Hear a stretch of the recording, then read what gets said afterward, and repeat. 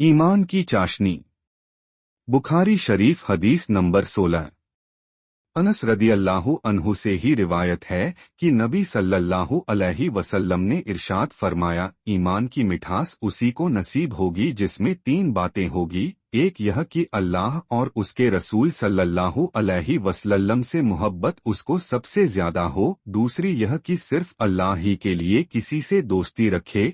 तीसरी यह कि दोबारा काफिर बनना उसे ऐसे ही नापसंद हो जैसे आग में झोंका जाना नापसंद होता है। मालूम हुआ कि मारपीट और जिल्लत और रुसवाई को कुफ्र पर तरजीह देना बाइसे फजीलत है। अगरचे ईमान ऐसी चीज नहीं जिसे जुबान से चखा जा सके, फिर भी इसमें न देखी जाने वाली मिठास और लज्जत होती है। यह उस आदमी को महसूस होती है जो हदीस में मजकूरा मकाम पर पहुंच जाए। बाज औकात तो यह मिठास इस हद तक महसूस होती है कि बंदा मोमिन ईमान पर अपनी जान कुर्बान करने के लिए भी तैयार हो जाता है।